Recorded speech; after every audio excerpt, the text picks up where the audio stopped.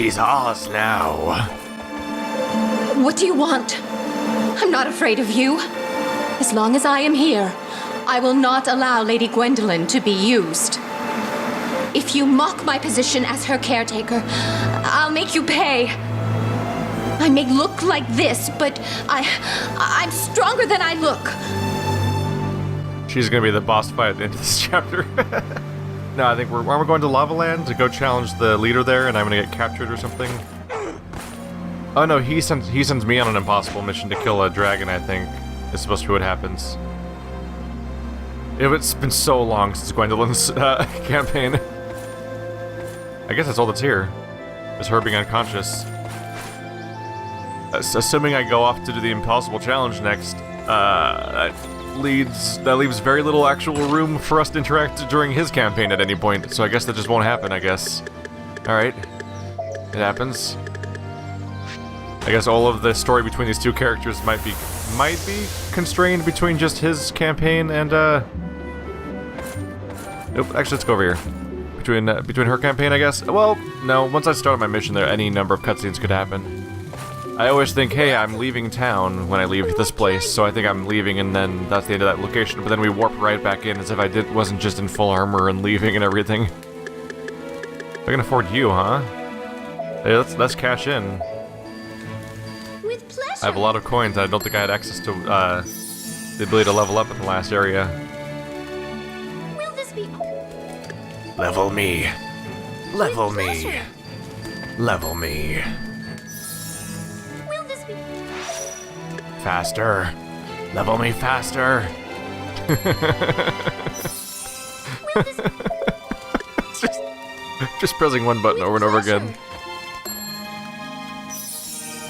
Will this be all for you? That's something oddly specific to Japanese games I've noticed, is this concept of having a screen where you level up your character or manage your stuff or do something or other.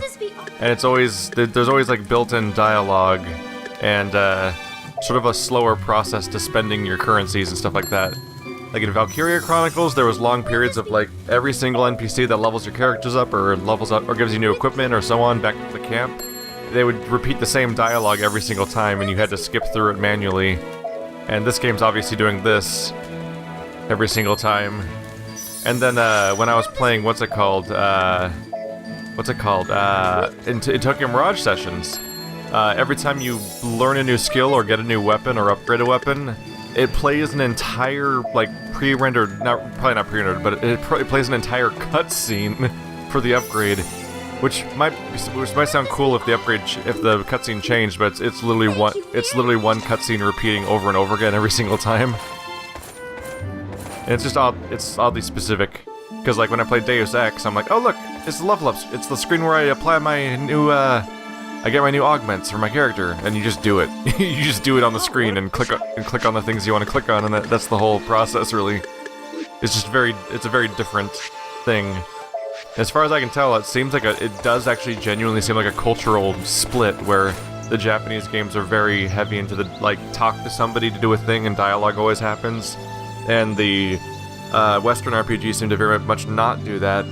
All the way down to even games that seem like not Japanese RPGs but are made in Japan, like Dark Souls, involve talking to an NPC who talks to you and says like a prayer at you every time you try to level up your character.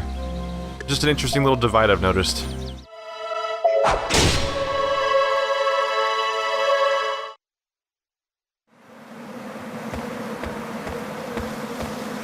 She won't wake up, no matter how long you stare at her. I know. It must be the spell. Yes, but if you kiss... Oh? So that's how to wake her. Please, you mustn't. Princess Gwendolyn disobeyed the king's orders in order to save someone very important to us. Thus, she was punished, regardless of her own mind. Her fate is to fall in love with a total stranger. But that is too cruel. Indeed, it is. Huh? You won't kiss her? But didn't you come to take Princess Gwendolyn away? I would like her to love me. But not in this way. People are not objects. Still, it breaks my heart to see her like this. I must find another way to break Odin's spell. You are too... Looks like I'm not too late. Move, coward!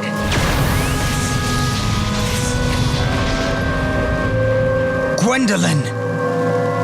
Tell Odin that the 3 wise men of Titania have his daughter. Wait.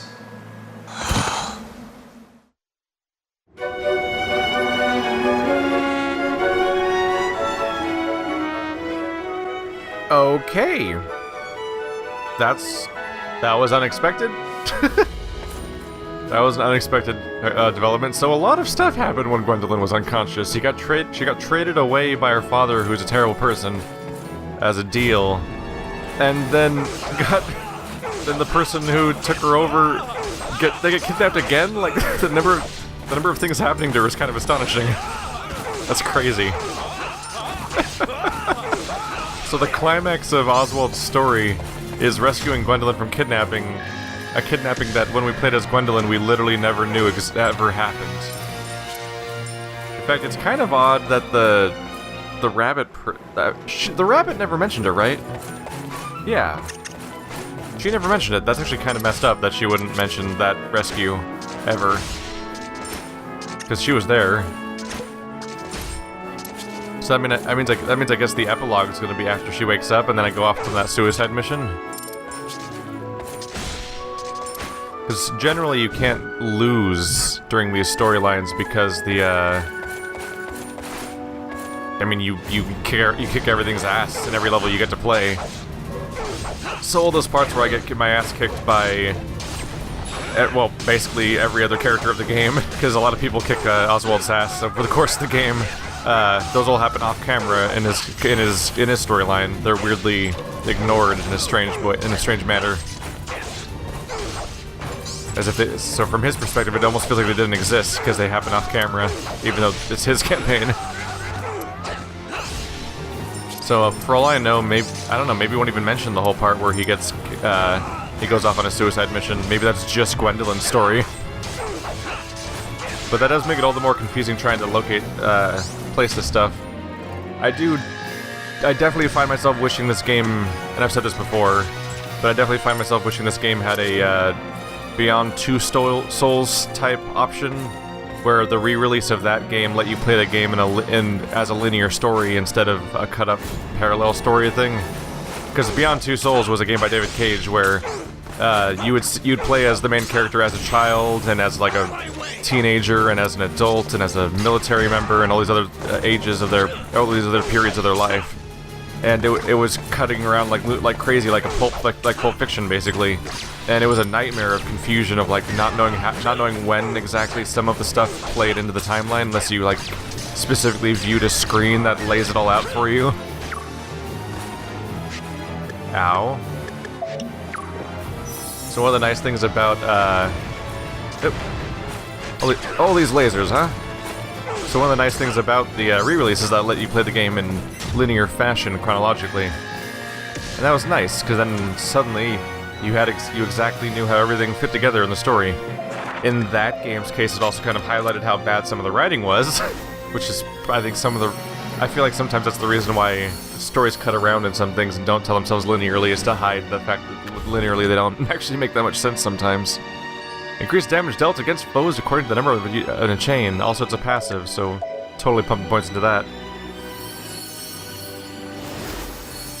When you go into beast mode and you're just wailing on a boss, for example, seems like a good time to me. There we go. And it's maxed. Just like that. Give some points to spend. Oops. I clicked away, so the description went away. I wonder why that happens. Like, you can press circle to put the description away, but then I just end up on a weird screen where I'm like, I don't know what anything does. Like, I guess you could memorize every single one in the entire thing, but then I feel like by then you would have maxed out the characters anyway, and it wouldn't matter what, and you wouldn't have anything to put points into. But yeah, I feel like you generally would need a description of what these things do. POW on defeated foes. Low health damage. Warp to any direction of choice. Null status. Nullify status next during Berserk. Nice. I like the sound of that. But yeah, if I could play this game linearly, I mean chronologically, I'd have a better understanding of how all the different stories interweave. It also had more variety to the gameplay because you'd be able to play as playing as different characters every chapter or every other chapter, and they're not different enough to make it that confusing, but they'd be different enough to make it feel like you're doing different stuff all the time, which would be kind of cool.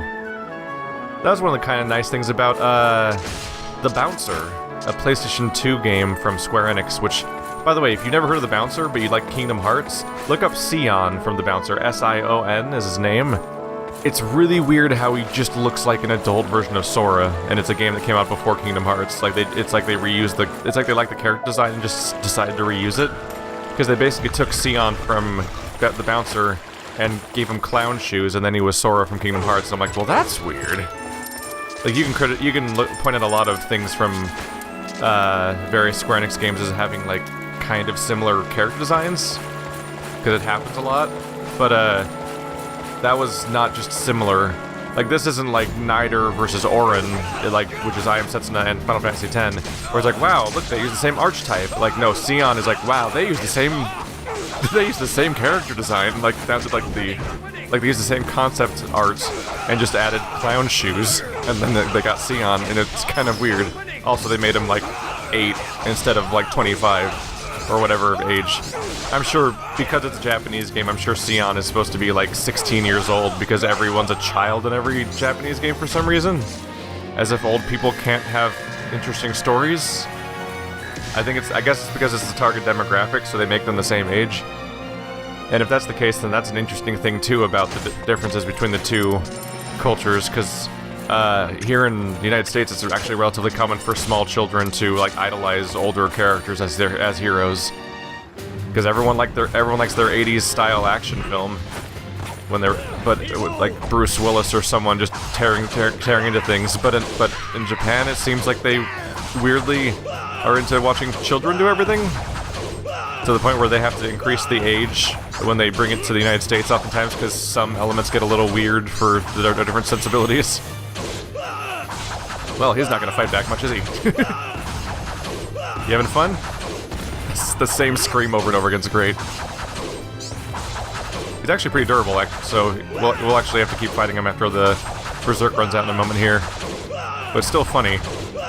He's back to the scream loop again. Yay! Chopping away. But the Bouncer was actually weirdly comparable to this game in some ways, because the Bouncer was a PS2 era game, which I think Odin Sphere was also a PS2 game.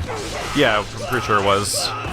And it featured multiple characters on a story that took place in parallel.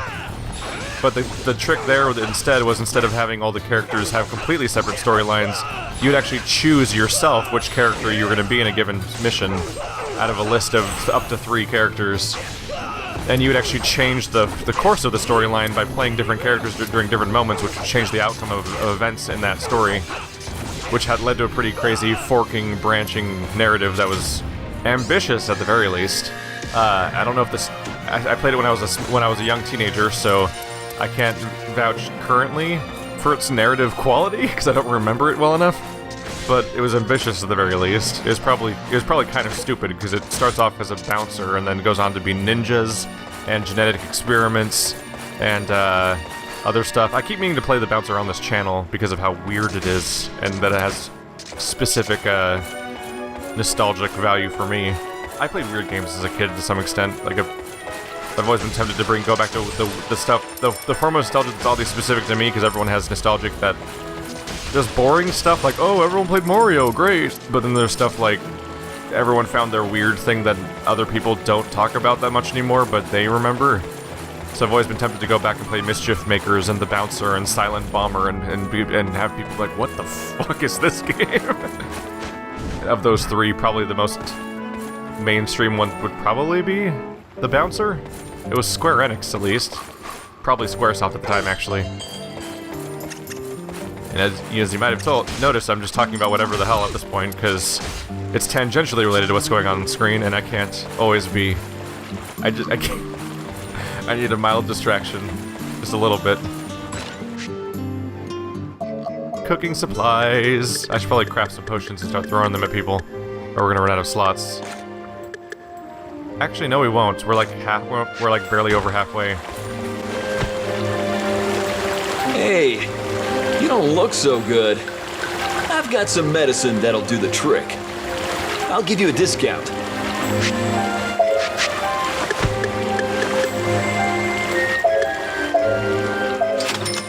I know some people are kind of into it. The weird, like, parallel storylines thing.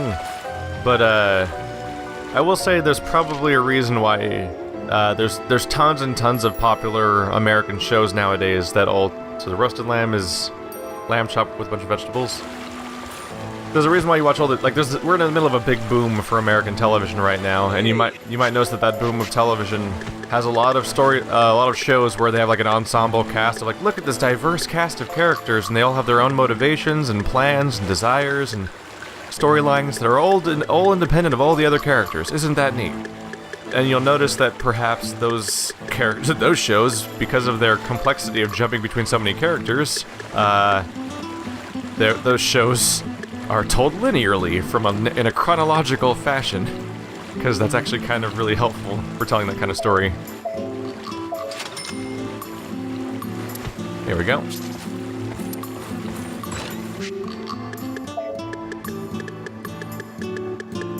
This game could even benefit from having like a sort of like a strong emphasis on being like, it is this decade or this season and stuff like this, just to spell out a little bit what's going on. Because yeah, you really have to go all the way back to that one.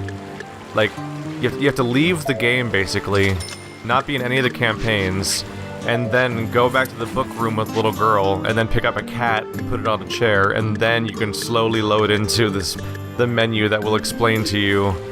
21, then it'll slowly explain to you like a little bit of where everything lines up, but even then you have to like, it's not told in clear events of like story. As far as I can remember of the diagram, it's not really giving you clear memory of like specific events that happen in the story. It's just kind of going, oh yeah, this chapter goes there, that chapter goes there, this chapter happens before that, this chapter for that girl happens before this chapter of that guy, and I'm like, okay, but what happened? What chapter was that? What? Oh, so her chapter 4. That was the one where like it's obtuse. Now then, what do you want to order? And we don't have a lot of major events to put it around. Like the major events of this game are basically there's the big war between Odin and the fairies, and then there's the sort of the betrayal from within the fairies. And then there's the part where Gwendolyn is captured, is taken by Oswald. And those are more or less like the three major events that kind of overlap stories, but a lot of them are weirdly independent of each other. So it becomes like a weird mess to have a great idea of how they fit in together. That's a lot. Is that 10,000? I think it is, yeah. That's probably going to be good for me. I don't think anything came close to that. Yeah. And it's only shrimp and cheese. But that's my only shrimp! Is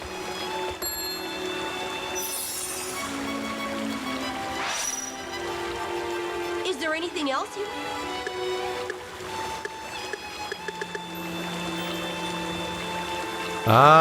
That's not really worth much. I might just leave if that's all I can get. Yeah. We'll come back later, perhaps. Bye, Maury. Aren't you great? So apparently he just wasn't in the original game, which is actually kind of hard to imagine. Whoa, there's way more dungeon down here. I'm like, wow, we're wrapping around. This feels weirdly complete, weirdly fast. I can close all those dead ends. Nope. That second half is bigger. I got the key, right? Yeah. As if I can't just jump over this gate right here. Look at that. No, I need a key. Hi. How do you feel about pain? I guess your opinion might be a little relevant at this point because it's happening. Haha. I still get a kick out of the mechanic where they bounce off the side of the screen and come back to you, as if it's a solid object. Wizard, where'd you go? Come back here. Ow! Why? That wasn't very nice, Mr. Wizard. Jumping over you. I know what you're up to. Is that the end of the fight?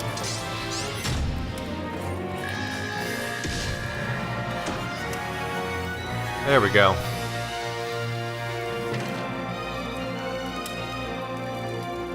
Quick charge, accelerate fatigue recovery. It's actually a little hard for me to imagine the idea that, according to comments, the original... Whoa, that's a weird number of power stones grouped together. Powerful, powerful, powerful! Then Wonton turns into his crazy other mode and he starts shooting.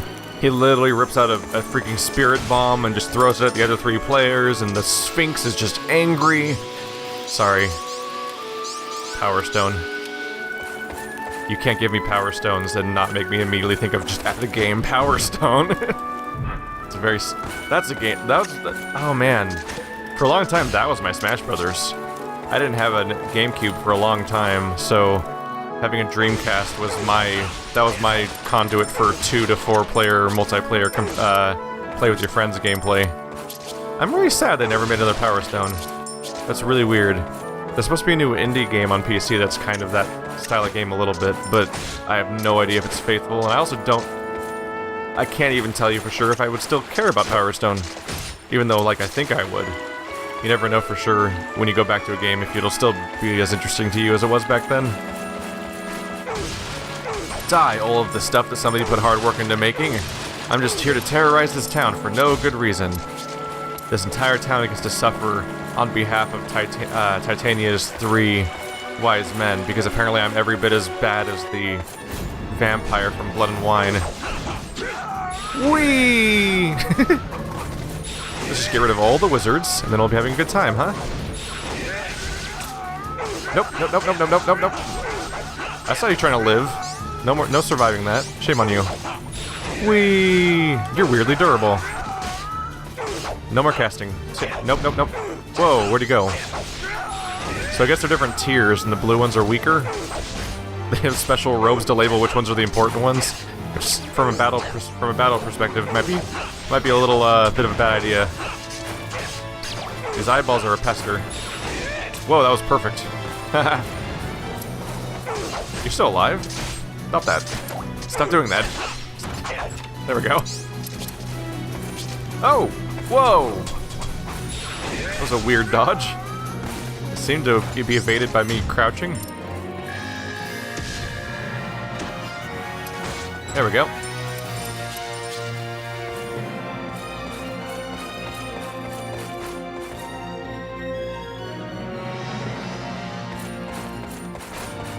It's going to be really bizarre once I finish the next campaign to suddenly be like, oh, the story's going to move forward now. I didn't realize I could do that. Because we've reset so many times at that point, it'll actually be a little weird to be like, oh, we're not going back to the beginning again? We're going to see something happen after that? I'll have to try to remember how some of these characters' stories even ended originally. Because it's been a while since I played as some of these people. Like the rabbit guy. Yeah. I mean, he caught up with Velvet, and he didn't change back, right? But she took him for who he was after he came out, which really, it felt like he should have just gone ahead and just said that from the get-go and skip on a lot of problems. I guess he was really ashamed of himself, but he tried to tell his, he had already tried to tell his dad who he was. And isn't Velvet seems like she might even be a witch. Which means that it feels like it might be even her. She might even be capable of fixing him. People say it can't be fixed, but how do they know for sure? They're just some random people that got turned into animals. They could have incredibly impartial knowledge about everything. They should really question this whole thing. The entrance is too narrow. Is there a shrinking thing nearby? What? That's... You can't shrink with a potion or anything, right? That must mean there's actually like a shrinking location. Mid-boss! Hi! Guess what happens next? Our favorite game. It's called Punish the Mini-Boss. Yay! Nope. Oh, my chain! I almost lost it because you fell over. Never do that to me again. Whee! Oh, you lost my chain. Now I'm sad. Well, hopefully these goblins keep happening for the entire fight, because killing all of them is going to make it a lot easier to recharge my power. Ow. Here we go. Oh, I'm dying. Pain. The misery is real. Wow. Owie. Owie. Wee. Oh, he's not into it. Oops. Guess who forgot how to do a thing? Oh.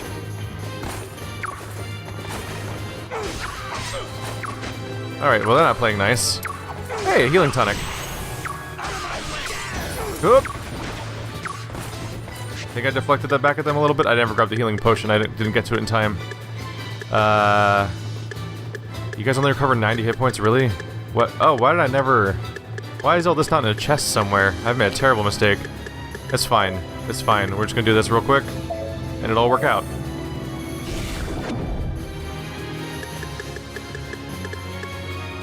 There we go. That's a start. How do I... Sorry, I'm trying to remember how to grab people and I'm forgetting. It's becoming a problem. Oh yeah, I think it's that actually. Isn't it the down stab? Hey thieves, come back around. Here, let me sneak up on you guys from behind. Yes! Get out of there, get out of there! Oh, that was bad. Yes! Now the pain. You're almost there, just let it happen. Yes, he's airborne. Wait, that's actually bad because he's gonna fall over. That's gonna make him harder to hit. Get up. Get up. Distinctly more vulnerable when standing, I think. Which is counterintuitive, but okay. Chop, chop. Just hammering that button. Feels like I'm playing Dynasty Warriors. Which is the weird exception of a game where like it's ultra repetitive, but for some reason I can just keep going. I don't know really why. Admittedly, when I'm playing Dynasty Wars, I'm usually not doing a Let's Play, and I'm usually, instead of trying to do commentary, I'm listening to somebody else's commentary, and then I'm usually playing Dynasty Warriors while listening to podcasts. That's probably how I'd be playing No Man's Sky if it wasn't, if I wasn't doing a series on it. There we go, got our key.